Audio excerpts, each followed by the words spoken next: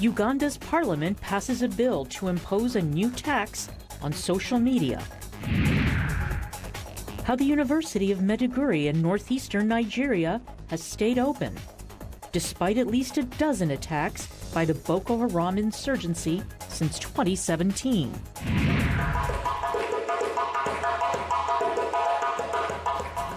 And in our Music Maker segment, Farafina Kandenu company member Ayinde Utsi.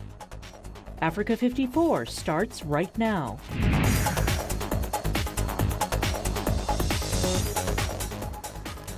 Good evening, I'm Esther Gidui-Ewart in for Vincent Makori. This is Africa 54.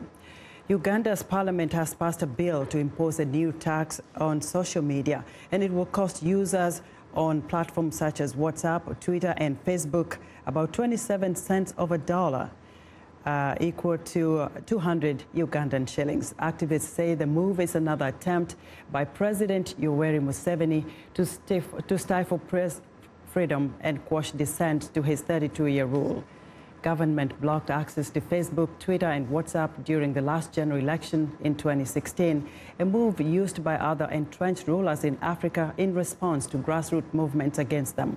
According to digital advocacy group World Wide Web Foundation, data costs in Africa are already among some of the highest in the world. Ugandans say the new costs will keep people already struggling to make ends meet off the internet. Robert Changulanyi is an opposition member of parliament. The regime is so scared of this population, which is so connected and so informed.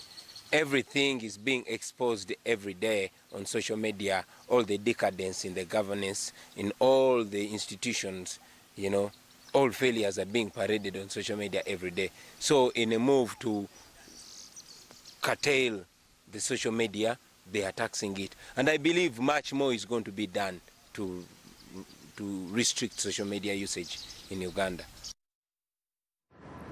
Of Uganda's 41 million people, 23.6 million are mobile phone subscribers and 17 million use the internet. Authorities say the proposal will be included in the budget for the 2018-2019 financial year, which starts in July. About 150 Somali migrants have returned home after spending several months in detention centers in Libya. Their return Wednesday is part of a repatriation program organized by the United Nations. The returnees had been rounded up by Libyan authorities as they tried to cross the Mediterranean Sea to Europe. In 2016, the European Union and the International Organization for Migration, or IOM, launched a €174 million fund to help repatriate the migrants. The IOM has tracked over 600,000 migrants in Libya, where they had been exposed to smuggling, trafficking, kidnapping, abuse, detention, and torture. UNHCR are providing cash-based transfers immediately for the next 6 months, as well as other supports. And IOM is looking towards more needs-based reintegration support over the long term, including vocational training, health, business support, psychosocial, whatever they need. We're trying to help them towards a sustainable integration. We are very happy that we could help these boys, because these boys go through a very difficult time there in Libya. They are being, the smugglers request a lot of money, they get kidnapped, they get beaten, they are exposed to a lot of harassment and abuses, nothing to drink, nothing to eat. So it is really a terrible situation. It's not only for the Somalis, but for all Africans who are there. And I wish that, you know, this agony, this drama to end as soon as possible. The returnees are the first group of 300 Somalis in Libya to make voluntary returns home before being relocated to their homes. They will be given temporary shelter at a reception center in Mogadishu. British charity Save the Children has released a new report which shows that over half of the world's children are threatened by events that rob them of their childhood. The report says disruptions are more prevalent in countries where conflict, poverty, and discrimination against girls remain a challenge. It found that half of all children in East and Southern Africa are at a high risk of missing out on their childhood because of factors such as poor health, malnutrition, exclusion from education, child marriage, early pregnancy and violence. A 14-year-old girl living in Kenya's Dadaab refugee camp fled from South Sudan when conflict broke out. She fell pregnant and now struggles to attend school, where she is shunned by her peers and neighbors because she is a teenage mother. It is bad because I've not experienced the things that people do when they're young playing. I've not played well, and I have a lot of stress having the baby at this age. And I'm the only person who knows the future of my baby. Taking care of her, it is only my responsibility for what I know. But even me, sometimes I feel like stopping the school and look for a job just for my baby, because sometimes she cried. And see her in that condition make me cry even. When I see her, she's very thin, and I'm seeing some kids that are very healthy. That makes me sad. According to the United Nations, about 1 in 5 Africans aged 6 to 11 are not in school. Girls are particularly hard hit as a result of child marriage and teenage pregnancy. And while some countries have made progress, the report says much more needs to be done to protect children globally. Thousands of students continue to attend the University of Maiduguri in northeastern Nigeria, despite at least a dozen attacks by the Boko Haram insurgency since the start of 2017. Chika Odua reports from Maiduguri on how the university has been able to stay open, and some would say even thrive, amidst the constant danger. At the University of Maiduguri's radio station, DJs not only have to play music, they also try to keep students calm. We make it a priority to do that, to keep them positive. Of course, to try and stay relaxed, focus on their studies. That's because the university of 20,000 students is in the city where the terrorist group Boko Haram was formed and where it continues to launch deadly attacks. Throughout Boko Haram's 9-year war against the Nigerian government, the university was never targeted until January 2017.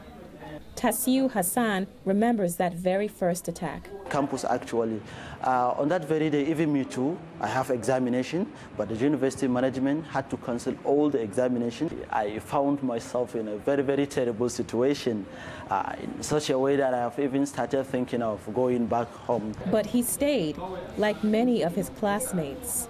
Since then, the university has been hit at least 12 times, university officials told VOA. Suicide bombers have detonated explosives at the school on separate incidents. About a dozen members of the geology department were kidnapped in June. The university is the most prestigious and largest public educational institution in northeastern Nigeria. The students are defying Boko Haram's message, which denounces Western education as sinful. Today, students are taking their final exams. The university has never closed for a single day throughout Boko Haram's insurgency. To show how resilient we are, to show how much sacrifice we are making, and that is the true reflection of the Maiduguri spirit. We are here because we have a responsibility to keep the system going. Somebody has to be around to do the job, no matter how bad the situation is. Last year, authorities dug a 27-kilometer-long trench around the university's eastern perimeter, which faces Cameroon, where many Boko Haram insurgents operate.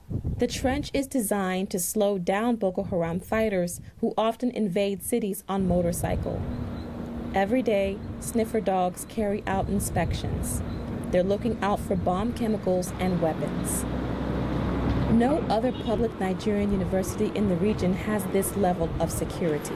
It's why Esther Clement continues to go to school here. Even though there's insurgency, we are secured. As you can see, even before you come to the gate to the gate 1, there are securities here and there. At the gate of the hostel, there are securities. Even when there is bomb blast, they call us to calm us down. They secure the whole hostels. We don't go out. Despite the obvious risk, the student population is growing, and current students say the school is actually getting stronger in the fight against Boko Haram. Chika Odua for VOA News, Maiduguri, Nigeria. The UN Security Council has voted to renew some sanctions on South Sudan through mid-July and to consider travel bans and asset freezes on 6 South Sudanese leaders if the country's conflict does not stop by the end of June. The resolution, approved by a 9-0 vote with 6 abstentions, is a watered-down version of a draft measure proposed by the United States, whose ambassador Nick Haley said had lost patience with the status quo in South Sudan.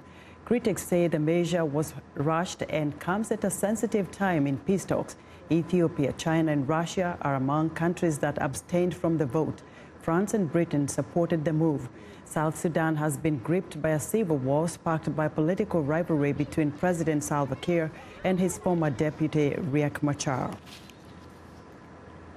You're watching Africa 54. In a moment, West African drumming band the Farafina Kandenu Company. But first, here's a recap of Thursday's headlines.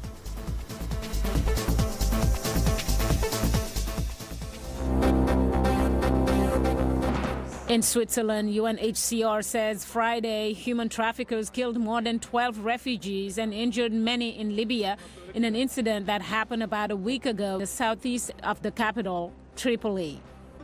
In Zimbabwe, ZANU-PF holds a youth rally in Gweru as part of an effort to raise support for the ruling party's presidential candidate ahead of this year's elections set for July. In Uganda, Parliament passes a controversial bill that slaps a new tax on social media users. Activists say it's another attempt by President Yoweri Museveni to stifle freedom of expression and quash dissent. Finally, a new survey reveals the population of endangered mountain gorillas living in Central Africa has topped 1,000, a dramatic increase from the low numbers of previous decades.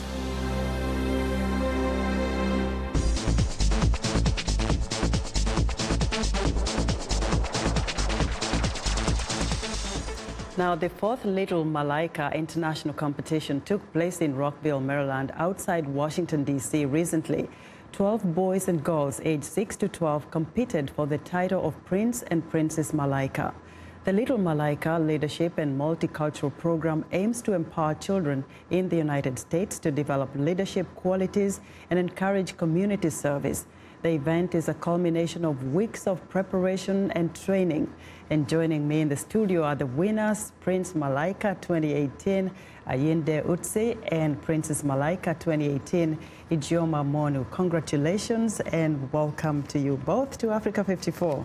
Thank you. I'm so happy to have you both in the studio. First of all, Princess, tell me how you felt when you won this award. Well, I felt amazing. I felt really great. I felt awesome. I felt awesome also because there's so many other children who are competitioning as a girl, and they were so many great talents, so many great cultures that they were presenting. I also thank you guys for the email that you guys sent out. Mm-hmm. I now have a taste of what will be coming up, what I'll be doing, and my activities that will be set for me. I now know that I will be working with other leaders and they will empower me. And after they empower me, I now know that I can be able to empower other children who want to be leaders. And how old are you again? I'm 11. You're 11. Now, Ayinde, you are the prince. Yes. So how do you feel, first of all? Well, I feel great, but I didn't really expect me to win out of all the other people. You did not expect to win? But you congratulations to myself. You want to congratulate yourself. You feel good about it, right? Yes. So what really makes you feel good about this competition? What do you think really made you stand out? When I started drumming. Yeah, because, you know, there were so many other kids who were out there doing their best, but, you know, you're the one who won. Yes. You know, what really made you, what was the best thing that you did to get that trophy right there? The best thing that I did was, I think it was dancing and drumming. It was both. The dancing and drumming? Yes. And how long have you been drumming? Since I was 3. Since you were 3, and now you are? 12. Now you're 12. When you went back to school, because this week you've been in school, how did the other children react when, you know, some of them already know you won and the others didn't know? How was that like for you? Everybody said congratulations, pretty much, yeah. Did you get a good treat at home from your parents as well? Yes. So what are you going to do with these trophies and the skills that you have attained? Because I understand you've been training for a long, long time. What exactly do you want to do, Princess Ijeoma, first of all? Well, for my future? Well, I kind of want to be a fashion designer. I am really looking into that. I kind of get inspired by some fashionistas that are from back home in Tanzania.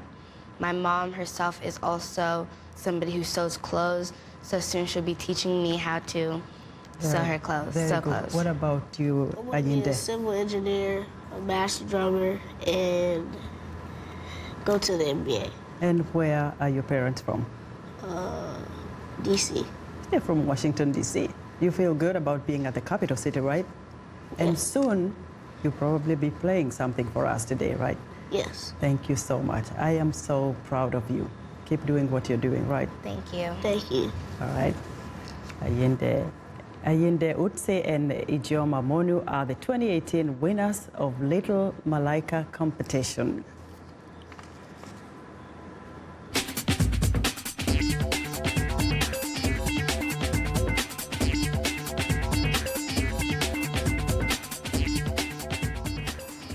And welcome back to Africa 54. Here's what's trending. A compound found in seaweed could protect human skin from the damaging impact of the sun without causing harm to marine ecosystems.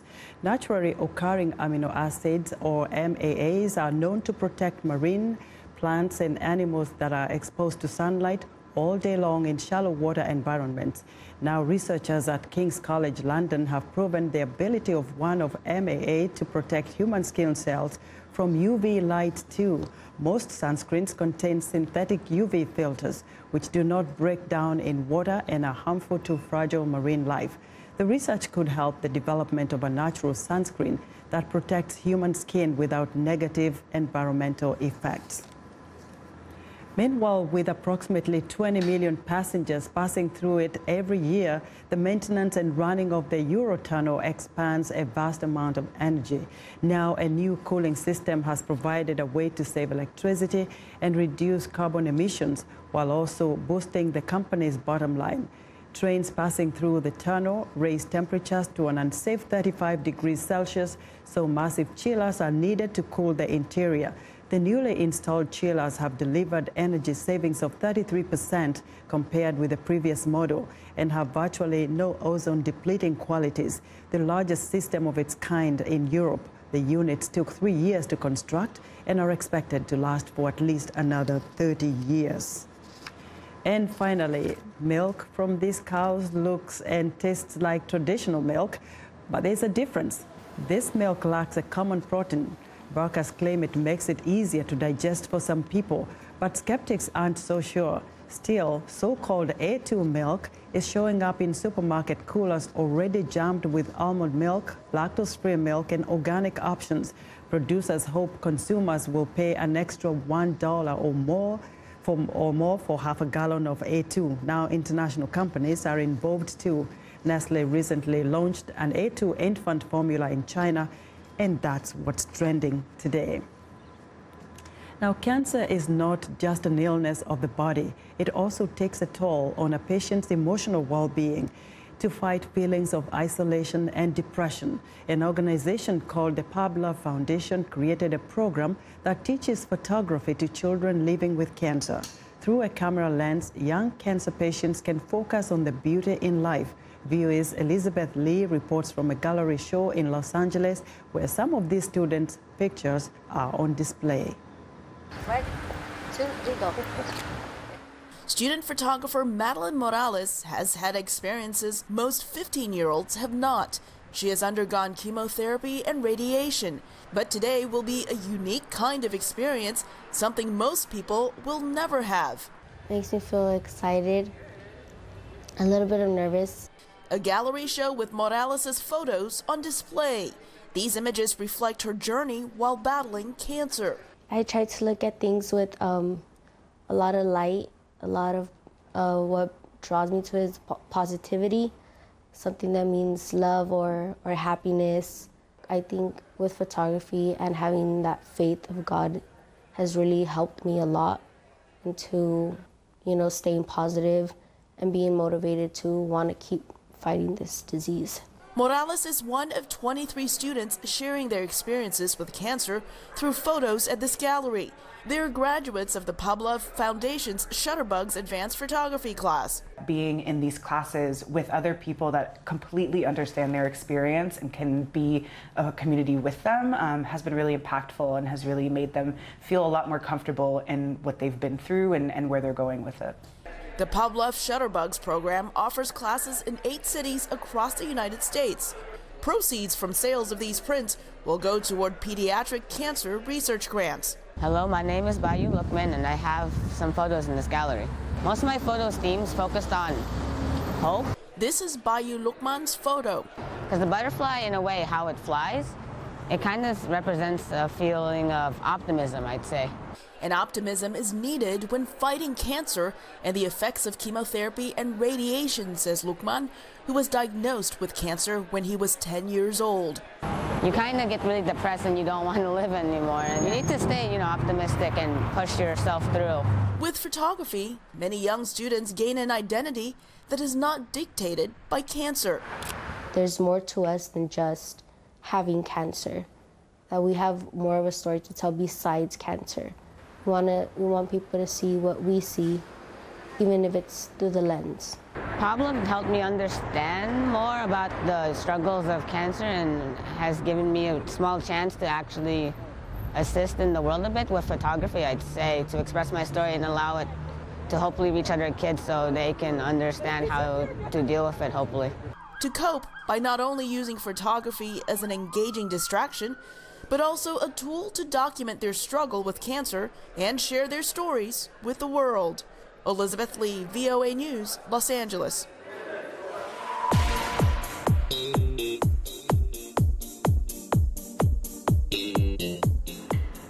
We have special guests for our viewers today when we introduce to you a West African drumming band made up of children and adults. And Prince Ayinde Utse is one of the band members. This band is called Farafina Kandenu Company, which specializes in different types of drums, including the djembe and the danube. Now, welcome all of you to the studio. I'm so excited to have you here. How old are you? I am 11 years old. And what's your name? My name is Ifasan. And you play the drum as well, right? Ayinde, you're back on this. How long have you guys been together? Since we were all 3. Yeah, we were all 3. How many years playing in the band? At least 12. Yeah. 11, 12. Yeah.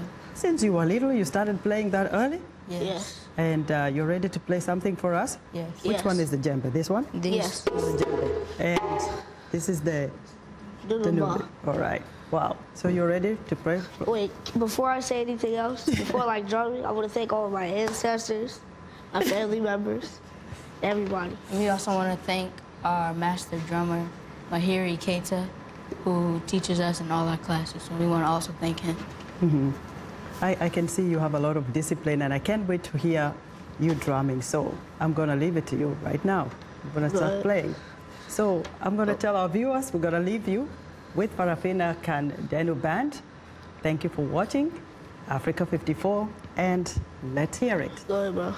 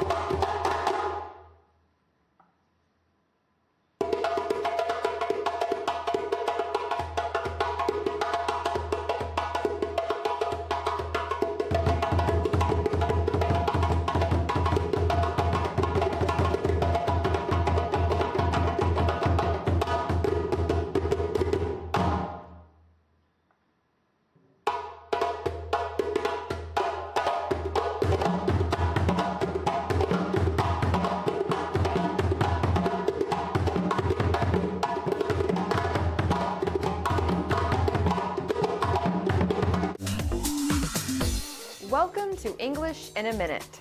Woodwork is any part of a house or building that is made of wood. Crawl out of the woodwork. This expression sounds troubling. I won! I have the winning lottery ticket. Well, that's great. How much money did you win? I won $25,000. But please, don't tell anyone.